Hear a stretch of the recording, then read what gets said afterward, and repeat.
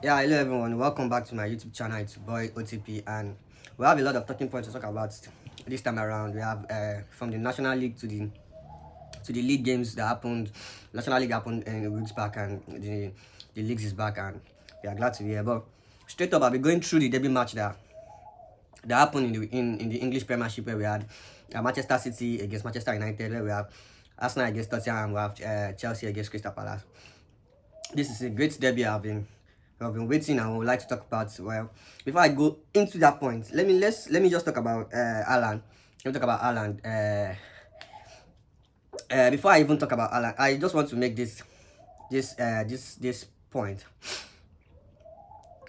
Is football really that deep anymore? Like, is it really that deep? Because we now have people who play for money instead of the passion, and even the fact we now have fans going for bet against their team instead of the support they are supposed to give their team.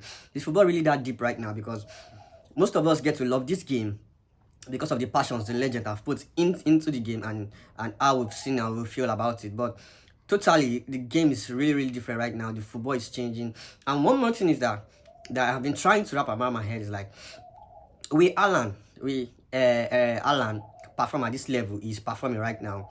If we had the slide of defenders like John Terry, William Carvalho, Vidic, Ferdinand, Nesta, Madini, and so many of them, Nesta, Janstam, Carvalho, Cannavaro, Maldini, Carlos, Puyo. If with this slide of defenders I've mentioned, Alan perform the rate he's performing right now, because I feel like he's a serious player and he knows when to make the move. But is he that fucking talented the way we are just seeing him right now? Or we're having a lazy set of defenders, or we're having defenders that doesn't really care about the game, they just want to play? Because him having to break that record of scoring three home hat-trick in a row is one great thing for me. Like, okay, we have this new set of boys doing great things, but are we having it at the same pace of those ones? But my take is right now is football has really dropped into the level of which today's defense needs to be more careful than the level of Madini or Nesta or Stam or Ferdinand or Vidic. Tackles have been checked now. We had the VAR effect right now. We had so much effect in the game right now, and I don't want to go to the level of talking so much about it. I just feel like, is it going to work? Like, if we have those serious defenders that play with passion, that gave their all to the football, like when you all know what Vidic has done in the football, you all know what Madini, you all know what all those great defenders, you all know what Cannavaro has done.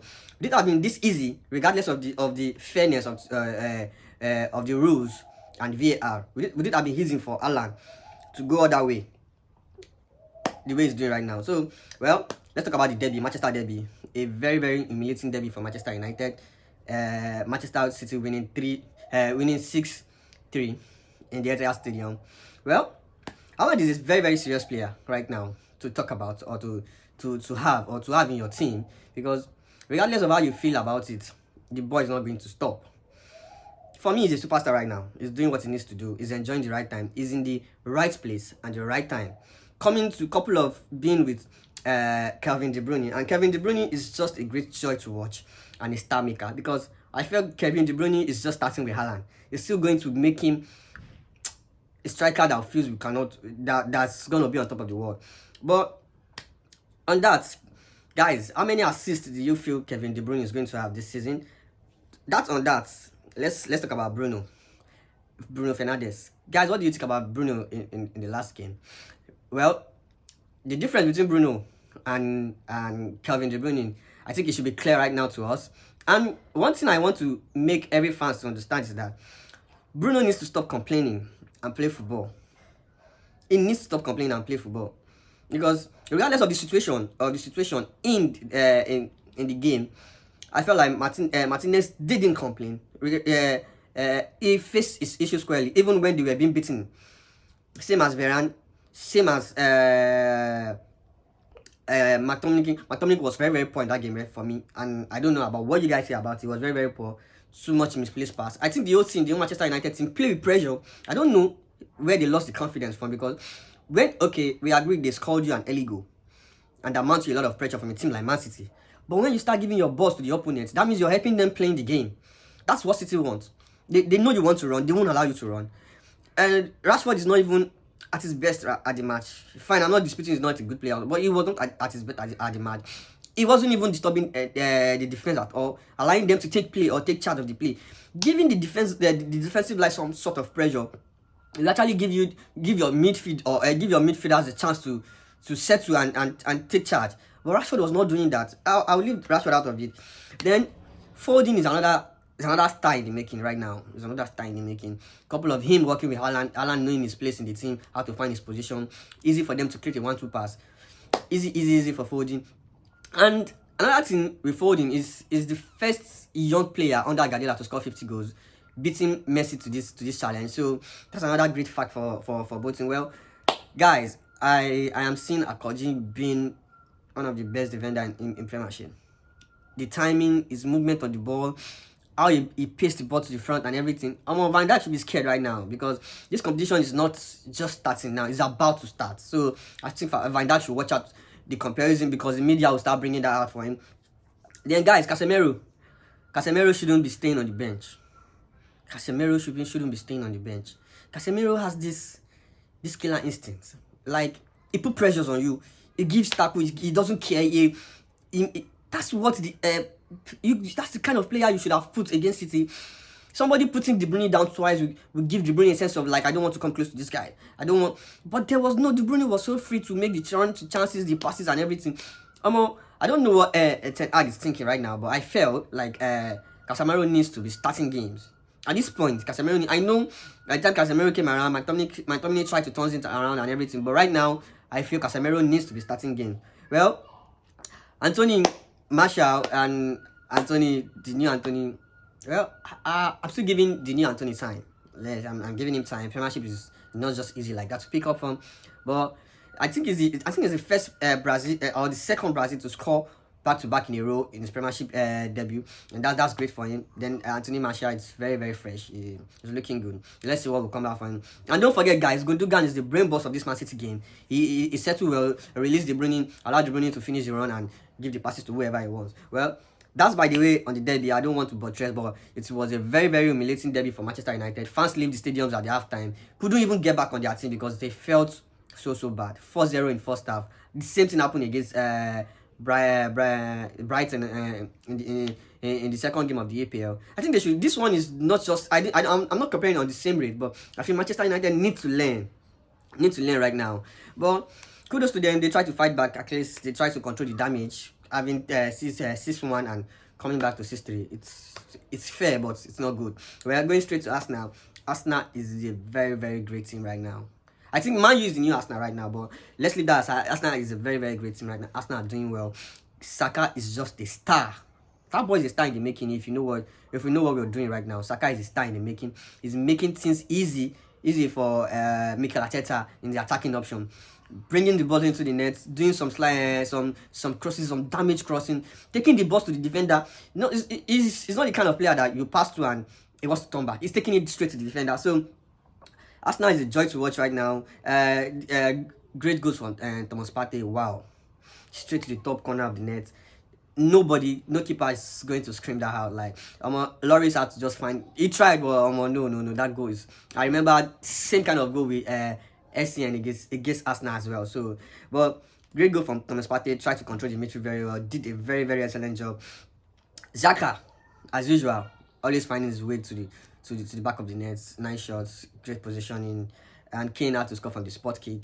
I don't really, everybody, Tottenham not really doing what they were supposed to do. I don't know, maybe it's a fear factor or something, but I believe with Conte, it shouldn't be a fear factor method. It should be something they are used to run now. So with that, it's a normal flex of game, but you know how it is. So with that, it's a normal flex of game for Arsenal, and it's normal. I enjoyed it. For Arsenal play very well. Royal being red carded was him being reckless because you're playing against him like Arsenal when you should be very careful. You don't make tackle like that. Every referee will capitalize on that mistakes and send you out of the game. Arsenal did very well. I think it's one of the most deserving victory for Arsenal, and I enjoyed that match. Kudos to Arteta for trying to make these boys, and even with the downtime they have, they've not allowed that to put them down. They're always doing what they're supposed to do. So then Chelsea, the blue side of the London. Well, a very very difficult game for Chelsea, but it's just a resilient for me. Chelsea are so resilient. They keep fighting back. They keep fighting back. Crystal Palace went ahead with Edward, one goal, where 1-0 lead. Then Chelsea came back, keep fighting. Aubameyang had a chance missed, then come back with a very very beautiful goal, great one from Aubameyang. Then Gallagher, Gallagher, 9-minute goal, 90-minute goal. What a great stunning strike. Well, he did well. He did well, but a very very difficult match for Chelsea. But at least they escaped through. Another boy I enjoyed, another individuals I enjoyed in that match was Zaha and James. A very very tight one for them. James being on the neck of Zaha, trying to pocket him. But another thing I felt like Zaha needs to be scoring his good opportunity in big matches like this, because it won't come as much as you think. These people are on your chest. James is always like, no, you're not going to do what you're supposed to do. And well, right now I think the debate between James and Arnold should be buried right now. In defensive line as well, which I know you guys will disagree about it, but anyway, let me know how you feel in the comment section. Well, that aside, another great game was Liverpool Brighton 3-3. What a great game.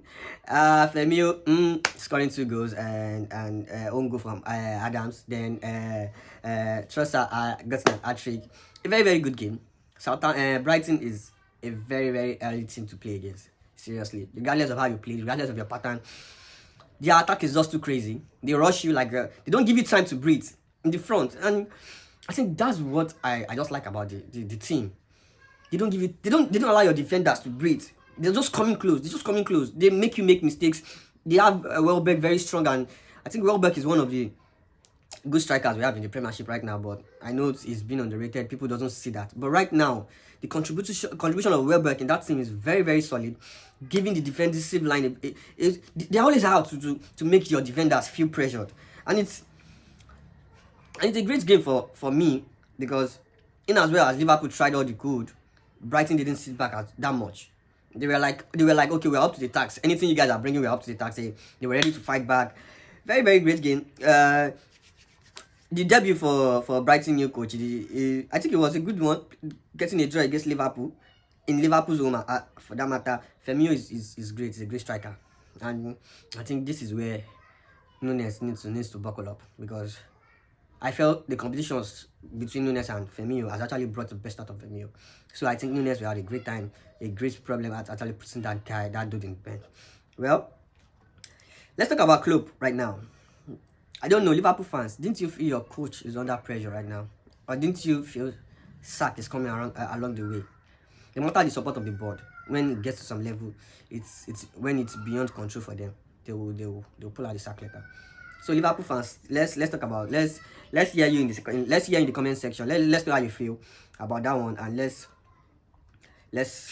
move on from there. So, well, straight to La Liga, where we have Mallorca against Barcelona, a very very difficult game for Barca. So they found the back of the net very very early with Lewandowski, 1-0, and from there it was a very very difficult game. I think they tried everything. Mallorca was great, had a great defense, put the game to Barca, give them a lot of it. Barca trying to manage both ways, like, okay, but it was a difficult game for Barca, I can tell you. It was just that when you had players like a World Champions players in the team, they know how to control and drop the pressure. So Barca didn't really do much. They didn't really do much, but they had the game controlled. And now Barca is back on the top of the table. Very very difficult decisions in the mix for Madrid right now, because Benzema coming back from injury and getting a spot kick, and Benzema blew it away. I don't know how it feels right now, but I felt like that would have put Madrid back on the spot where they belong. But right now, the game is just starting. The game is just starting right now, and this is the time we enjoy. This is our time we enjoy La Liga right now, because now where we had the change in the logs and everything, and Madrid is going back and forth, Barca is going back and forth. La Liga is just starting, and guys, the competition between Benzema and Lewandowski is just starting. Let's just wait and enjoy a whole lot of them. Vinicius, whoa, that guy.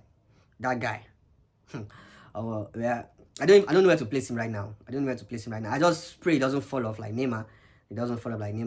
He keeps pushing and being serious. I know with the slight of having players like Benzema, Modric around him, I think it will be very easy for Vince instead of him falling off. Well, that's by the way. In the Italian Serie A, it's another level of game entirely. Napoli doing the Lord's work against Torino, winning 3-1. Napoli is just bodying everybody in that league right now. And the top of the table. The top of the table right now. They are doing everything possible. Victor Osimhen striker didn't play. And it's not as if they really miss him. They're just there comfortably. Well, let's see. This year 2 is a very considerable league, very difficult, and there's still a long way to go. So I don't want to start judging right now. AC Milan coming back from their last defeat and winning Empoli 3-1 was a good game for them too. With the slight of Oliver Giroud trying to be the big man in that team right now, doing very well.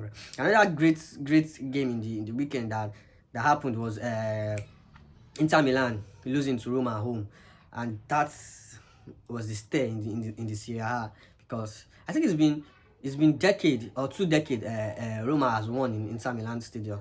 So I think I had Mourinho and his boys celebrate the victory in the bus. Then Juventus actually did the Lord's work as well, winning Bologna 3-0. Did a perfect job. So guys, this is where I'll round it up for now. But before I round it up for now, I'm bringing this to you, and this contest is from Goshen's Diary. What league in the French National League? What happened with Mbappe before? What did Mbappe do wrong before their first match in the National League? Anybody that get that right, the first person that get that right is going home. Yeah, is taking 1,000 recharge card. So, what happened with Mbappe before their first match in the National League?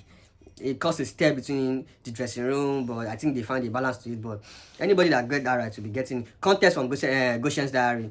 So, guys, I'll be wrapping it up from here, and please stay out and stay safe out there. Please be very careful. This is an campaign. There's a campaign going on right now in Nigeria, and I wish you guys success. Please be very careful out there. A lot of things are going out there. A lot of people are there to vote you. Please be careful. Make sure you move a group. Don't move alone. And happy Independence, Nigeria. Thank you, guys.